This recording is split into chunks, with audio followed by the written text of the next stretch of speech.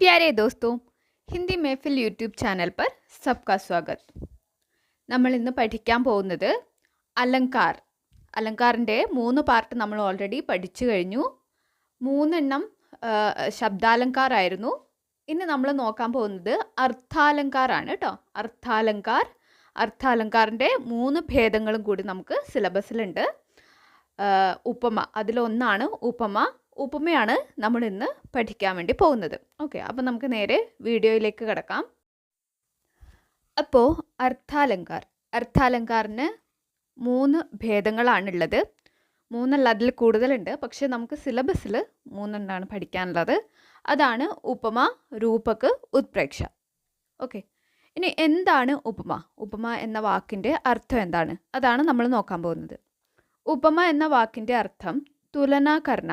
മലയാളത്തിൽ അതിനെ താരതമ്യം ചെയ്യുക എന്ന് പറയാം. ഓക്കെ, താരതമ്യം ചെയ്യുക അല്ലെങ്കിൽ തുലനാകർണ നമ്മൾ പഠിച്ചിട്ടുണ്ടല്ലേ. ഏതെങ്കിലും ഒരു വസ്തു മറ്റൊരു വസ്തുവിനോട് സാദൃശ്യം പുലർത്തിയാൽ അതിനെയാണ് എന്ത് പറയുന്നത്? ഉപമ എന്ന് പറയുന്നത്. ഓക്കെ, അപ്പോൾ ഒരു വസ്തു മറ്റൊരു വസ്തുവുമായി സാദൃശ്യം പുലർത്തിയാൽ അല്ലെങ്കിൽ അതുമായി സമാനതയുണ്ടെങ്കിൽ അതിനെയാണ് എന്ത് പറയുന്നത്? ഉപമ എന്ന് പറയുന്നത്. ക്ലിയർ ആയല്ലോ? ഒരു ഉദാഹരണം നോക്കാം. ശ്രീകൃഷ്ണ ചന്ദ്രജി ബാദൽ കെ സമാൻ കാലേ ഥേ. ശ്രീകൃഷ്ണൻ മേഘങ്ങളെ പോലെ കറുത്തതായിരുന്നു. ഓക്കെ, മനസ്സിലായല്ലോ? ഇവിടെ സാദൃശ്യം പറയുകയാണ്. ശ്രീകൃഷ്ണൻ്റെ സാദൃശ്യം മേഘങ്ങളോടുമായിട്ട് അല്ലെങ്കിൽ മേഘങ്ങളുമായിട്ട് പറയാണ്. ക്ലിയർ ആയല്ലോ? ഇനി ഒരു ഉപമയ്ക്ക് 4 അങ്ക് ഉണ്ട് കേട്ടോ. 4 അങ്ക്, 4 പാർട്ടാണുള്ളത്. ഏതൊക്കെ? ഉപമേയ്, ഉപമാൻ, ധർമ്മ, വാചക് ശബ്ദ്. ഏതൊക്കെ? ഉപമേയ്, ഉപമാൻ, ധർമ്മ, വാചക് ശബ്ദ്. നമ്മൾ നേരത്തെ പറഞ്ഞ ഉദാഹരണത്തിൽ ഇത് 4 ഏതൊക്കെയാണ് എന്നുള്ളതാണ് നമ്മൾ നോക്കുന്നത്. ഓക്കെ, ഏതാണ്? ശ്രീകൃഷ്ണ ചന്ദ്രജി ബാദൽ കെ സമാൻ കാലേ ഥേ. ഇതിലേതാണ് ഉപമേയ്? ഉപമേയ് എന്ന് പറയുന്നത് ഇതിൽ ശ്രീകൃഷ്ണ ചന്ദ്രജി. ഓക്കെ, നമ്മൾ എന്തിനെയാണോ ഉപമിക്കുന്നത് അതാണ് എന്ത്? ഉപമേയ് എന്ന് പറയുന്നത്. രണ്ടാമത്തത് ഉപമാൻ. ഉപമാൻ എന്താണ്? നമ്മൾ എന്ത് വെച്ചിട്ടാണോ നമ്മൾ ഉപമിക്കുന്നത് ആ ഒരു സാധനം അല്ലെങ്കിൽ ആ ഒരു തിങ്, അതിനെയാണ് എന്ത് പറയുന്നത്? ഉപമാൻ. ഓക്കെ, നമ്മൾ അതിനെ സാദൃശ്യം പറയാൻ ഉപയോഗിക്കുന്ന ആ ഒരു സാധനം, അതാണ് എന്ത്? ഉപമാൻ. അപ്പോൾ ഇവിടെ ഈ ഒരു സെൻറ്റൻസിൽ ഏതാണ് ഉപമാൻ എന്ന് പറയുന്നത്? ശ്രീകൃഷ്ണ ചന്ദ്രജി ബാദൽ കെ സമാൻ അല്ലേ? ബാദൽ ആണ് ഇവിടെ ഉപമാൻ. മേഘങ്ങളുമായിട്ടാണ് ഇവിടെ സാദൃശ്യം അല്ലെങ്കിൽ സമാനത പറയുന്നത്. ക്ലിയർ ആയല്ലോ? അടുത്തത് ധർമ്മ. എന്താണ് ധർമ്മ?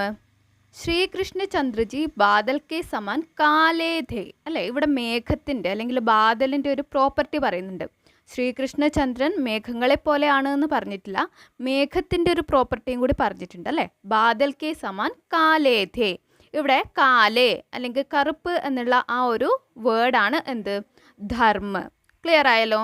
അപ്പോൾ ഉപമേയ് എന്ന് പറയുന്നത് ആരെയാണോ ഉപമിക്കുന്നത് അതാണ്.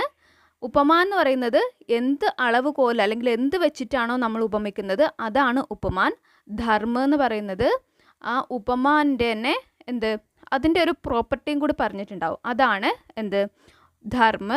വാചക് ശബ്ദ്. അടുത്തതാണ് വാചക് ശബ്ദ്. ഇവിടെ സമാൻ എന്നുള്ള വേർഡ്. ഓക്കെ, ശ്രീകൃഷ്ണൻ ബാദലിനെ പോലെ മേഘത്തെ പോലെ ആ സമാനത പറയാൻ വേണ്ടിയിട്ട് സമാൻ എന്നുള്ള ഒരു വേർഡ് ഉപയോഗിച്ചിട്ടുണ്ട്. അതിനെയാണ് എന്ത് പറയുന്നത്? വാചക് ശബ്ദ് എന്ന് പറയുന്നത്. ക്ലിയർ ആയല്ലോ? അപ്പോൾ ഉപമേയ്, ഉപമാൻ, ധർമ്മ, വാചക് ശബ്ദ് ഇത് 4 ഉൾക്കൊള്ളുന്ന ഒരു ഉപമ അലങ്കാരനെയാണ് എന്ത് പറയുന്നത്? പൂർണ്ണോപമ എന്ന് പറയുന്നത്. ഏതൊക്കെ? ഉപമേയ്, ഉപമാൻ, ധർമ്മ, വാചക് ശബ്ദ് ഇത് 4 അടങ്ങിയിരിക്കുന്ന ഉപമകളെ ആണ് എന്ത് പറയുന്നത്? പൂർണ്ണോപമ. ഇതിലേതെങ്കിലും ഒന്നോ അതിൽ കൂടുതലോ അംഗങ്ങളുടെ കുറവ്, അതിലേതെങ്കിലും ഒരു പാർട്ടിൻ്റെ കുറവുകൾ ഉള്ള ഉപമയാണ് എന്ത് പറയുന്നത്? ലുപ്തോപമ. ഓക്കെ, ലുപ്തോപമ എന്നാണ് അതിനെ പറയുന്നത്. ഇനി ക്വസ്റ്റ്യൻ പേപ്പറിൽ നിങ്ങൾക്കൊരു ഉപമ തന്നു, ഒരു അലങ്കാർ തന്നു.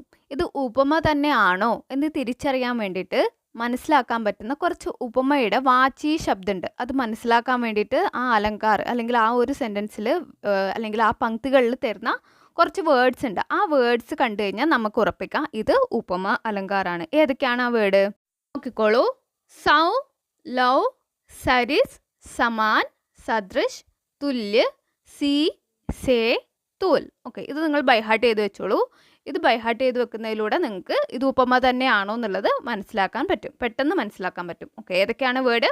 സൗ, ലൗ, സരിസ്, സമാൻ, സദൃശ്, തുല്യ, സി, സേ, തൂൽ. ഓക്കെ, ഈ ഇത്രയും വേർഡ്സ് നമുക്ക് തന്നിരിക്കുന്ന പങ്ക്തികളിൽ വന്നിട്ടുണ്ടെങ്കിൽ അത് ഉപമ അലങ്കാർ ആണ്.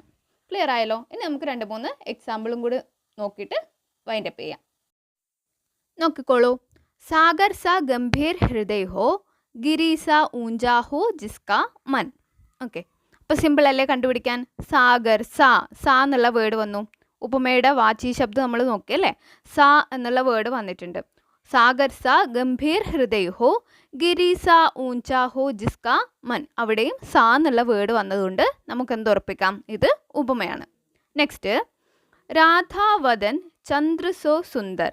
രാധാവദൻ ചന്ദ്രസോ സുന്ദർ. ഇതിലും ഏത് വേർഡ് ഉണ്ട്? സോ എന്നുള്ള വേർഡ് വന്നിട്ടുണ്ട്. അപ്പം നമുക്ക് മനസ്സിലാക്കാം ഇത് ഉപമ അലങ്കാർ ആണ്.